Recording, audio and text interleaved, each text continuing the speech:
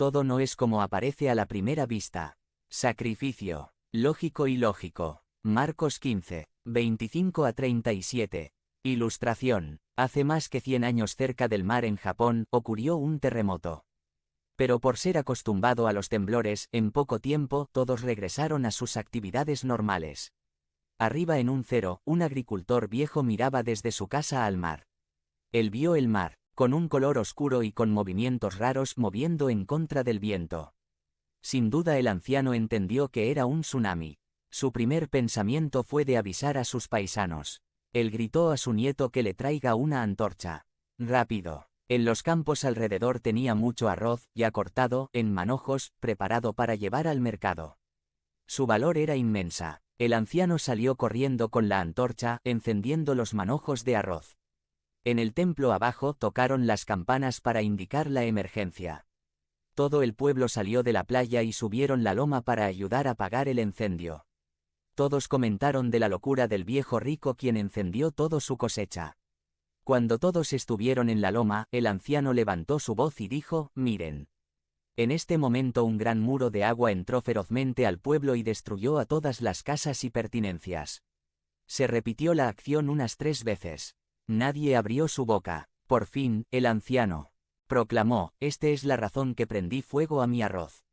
Ahora, él paró entre todos casi tan pobre como los otros.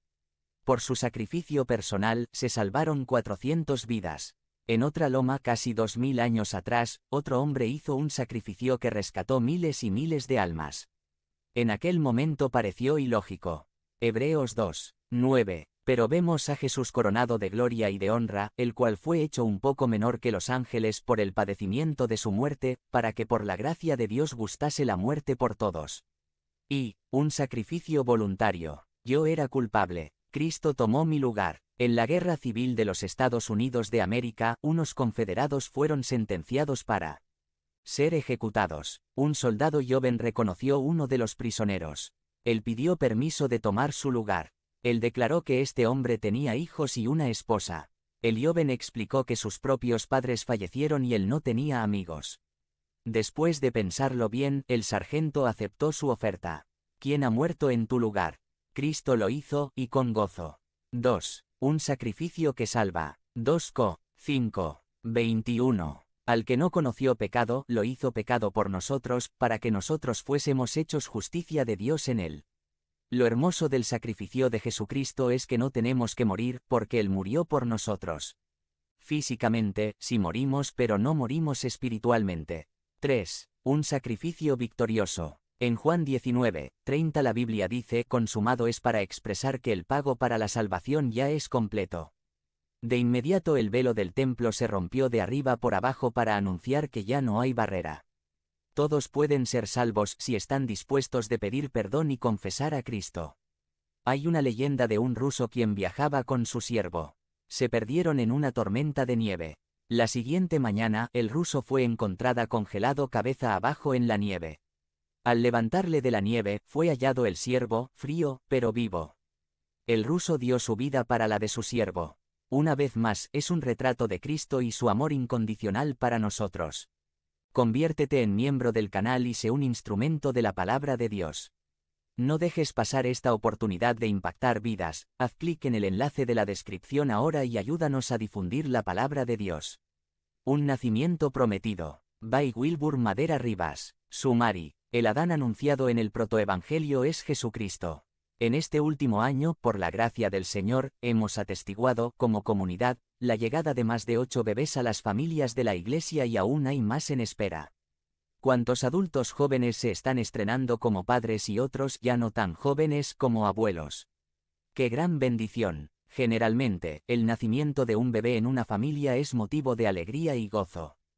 Pero cuando es un bebé muy deseado, un bebé que ha venido después de muchas dificultades en las que la familia ha tenido que desgastarse en estudios, intentos, lágrimas y frustraciones, el gozo de su llegada es indescriptible. Mi esposa y yo podemos dar testimonio de esto, pues después de haber perdido 2 bebés después de nuestro primogénito, tuvimos la bendición de la llegada, finalmente, de nuestra hija. Los nacimientos son eventos que dejan una historia que contar. Y creo que todos los que hemos tenido la bendición y privilegio de ser padres, tíos o abuelos podríamos pasar un buen rato relatando la historia del nacimiento de los bebés en nuestra familia y el gozo de su llegada.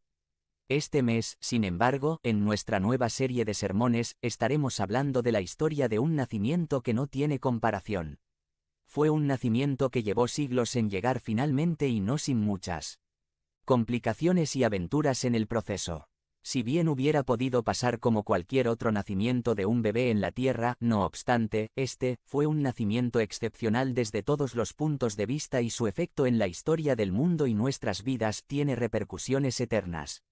Entramos al mes en que, tristemente, la cultura alrededor ha arrancado las celebraciones de sus raíces del Evangelio y ha sustituido la razón de la celebración con todo tipo de mensajes ajenos a la centralidad de este nacimiento del que hablaremos todo este mes. Con tristeza vemos que Navidad puede significar para muchos simplemente carreras por comprar regalos, adornos decorativos, mucha comida, visitas de familia, días inhábiles y contar una historia de ficción para que los niños, supuestamente, pasen una Navidad muy agradable. Como si la historia verdadera de la Navidad no fuera más que suficiente. Por eso, se hace muy pertinente hablar de la historia de este nacimiento, de recobrar el sentido de la celebración. Después de todo, Navidad toma su nombre de la palabra natividad o nacimiento, porque se trata del nacimiento de Jesucristo, nuestro Rey y Señor. Así que hermanos, contemos la historia de un nacimiento, dejemos a un lado cualquier otra historia alternativa y ficticia que nos cuente el mundo, y contemos, celebremos y vivamos la verdadera historia de la natividad, de la Navidad, del nacimiento de nuestro Señor. Por eso hoy iniciamos hablando de este nacimiento prometido y que fue esperado por siglos hasta su cumplimiento en el nacimiento de Jesús, cuya historia celebramos. Como toda historia tenemos que comenzar con el principio. ¿Y cuál es el principio? Tenemos que ir al libro del Génesis para entender mejor la importancia sin igual del nacimiento de Jesucristo. La Biblia dice, en el principio Dios creó los cielos y la tierra. La historia comienza en el libro de Génesis con Dios creando los cielos y la tierra. Curiosamente, la historia también termina con la visión de Juan en Apocalipsis, el último libro de la Biblia, donde dice: Y vi un cielo nuevo y una tierra nueva. Dios, el cielo y la tierra al principio y Dios, el cielo y la tierra al final. En el principio Dios creó todo lo que existe, lo que se ve y también lo que no se puede ver, y según su propia evaluación, vio que todo lo que había hecho era bueno en gran manera. En esta creación ordenada y armoniosa, plantó un jardín en la región de Edén. Génesis 2, 8-9 dice: Dios el Señor plantó un jardín al oriente del Edén, y allí puso al hombre que había formado.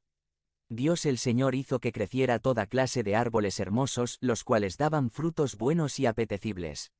En medio del jardín hizo crecer el árbol de la vida y también el árbol del conocimiento del bien y del mal. La historia de este nacimiento comienza en un jardín.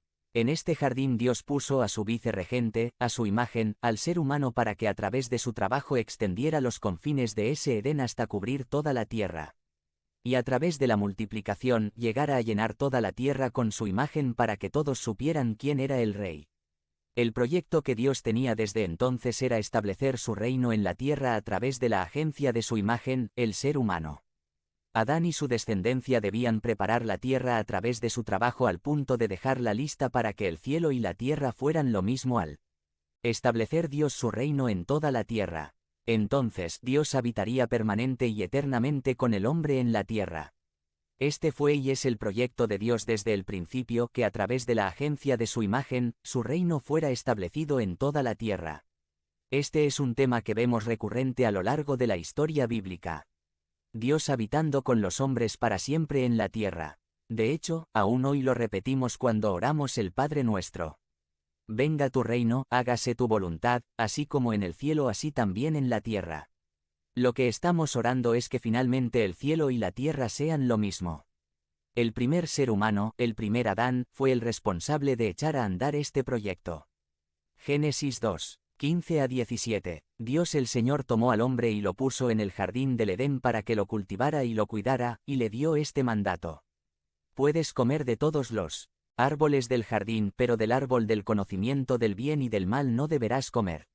El día que de él comas ciertamente morirás. El papel de Adán era extender los límites del jardín para que ocupara toda la tierra basándose en la obediencia total y absoluta al dueño y amo de toda la tierra. Debía confiar y obedecer la instrucción de aquel que lo había creado y lo había puesto como su imagen para extender su reino en toda la tierra. Pero como sabemos y nos relata Génesis capítulo 3, este primer Adán fracasó. No permaneció en la obediencia requerida al ser instado por el diablo o la serpiente. Cuando él cayó en pecado, todos caímos. Génesis 3, 6-8 nos dice: la mujer vio que el fruto del árbol era bueno para comer y que tenía buen aspecto y era deseable para adquirir sabiduría, así que tomó de su fruto y comió. Luego le dio a su esposo y también él comió. En ese momento se les abrieron los ojos y tomaron conciencia de su desnudez. Por eso, para cubrirse entretejieron hojas de higuera. Cuando el día comenzó a refrescar, el hombre y la mujer oyeron que Dios el Señor andaba recorriendo el jardín. Entonces corrieron a esconderse entre los árboles para que Dios no los viera. Aquellos que caminaban con Dios en una armoniosa relación con todo lo que les rodeaba por primera vez experimentaron la cruda realidad de su condición caída, tuvieron por primera vez vergüenza de verse expuestos, experimentaron la culpa real por sus malas acciones y tuvieron pavor de ser vistos por Dios. Por primera vez pensaron que lo mejor era estar, supuestamente, alejados y escondidos de Dios. Aunque esta experiencia que, a partir de entonces, es muy común para nosotros, para ellos era la primera vez que enfrentaban la cruda realidad de estar en un mundo caído en pecado. El pecado trajo consecuencias devastadoras para toda la humanidad. Nuestro mismo propósito de existir fue desvirtuado. La vida y las relaciones fueron alteradas. Los seres humanos y todas las cosas quedamos en necesidad de ser redimidos de la maldición en la que caímos. Qué triste escena de nuestra historia. La belleza y perfección de la creación narrada en los capítulos 1 y 2 de Génesis ahora se ven en ruinas y destrucción porque el que, supuestamente, debía representar a Dios como su imagen en la creación llevando adelante el proyecto del reino en la tierra, había fracasado crasamente. Casi podríamos poner como fondo musical la marcha fúnebre de Chopin. Pero Dios no iba a dejar inconcluso o frustrado su proyecto. En ese mismo momento estableció el anuncio de un segundo Adán, de un descendiente de la mujer, que habría de acabar de una vez por todas con la influencia de la serpiente mentirosa. Este era el anuncio de un nacimiento. Si apenas habiendo quedado en ruina la humanidad, nuestro Dios hace una promesa de gracia. Nos promete un nacimiento. Génesis 3, 15 dice: pondré enemistad entre tú y la mujer, y entre tu simiente y la de ella. Su simiente te aplastará la cabeza, pero tú le morderás el talón. Este versículo es considerado o llamado el protoevangelio, primer evangelio, porque podemos decir que es el primer anuncio de las buenas noticias. Cuando todo parecía perdido, cuando todo parecía arruinado, viene este pequeño, pero impactante anuncio, que vendría de la descendencia de la mujer alguien que pondría fin para siempre a la influencia y poder de la serpiente. Dice, su simiente te aplastará la cabeza. La manera de aniquilar a una serpiente es, precisamente, dándole en la cabeza. Ese es el anuncio profético de un Adán, de un ser humano, descendiente de la mujer, que habría de aplastar la cabeza del maligno. Pero esta acción no iba a ser sin complicaciones. El mismo anuncio dice que la serpiente hará todo de su parte para impedirlo. Que iba a infligir dolor sobre este postrer Adán. Que iba a morder su talón. No una herida definitiva, pero sí una herida seria, al final de cuentas. Como vemos, desde el principio Dios tiene el proyecto de que el cielo y la tierra se unieran a través de la agencia de su imagen, el Adán. Pero el primer encargado de que esto se pusiera en curso, el primer Adán, fracasó y todos sus descendientes fracasamos, por consiguiente. Pero desde el principio de nuestra historia hubo esta maravillosa promesa y anuncio de redención. Un anuncio de que vendría otro Adán, que no fracasaría, sino que sería certero en cumplir su cometido y establecer finalmente el reino de Dios en la tierra. ¿Quién es este postrero segundo Adán del que estamos hablando? ¿Quién es este de quien nos habla el protoevangelio?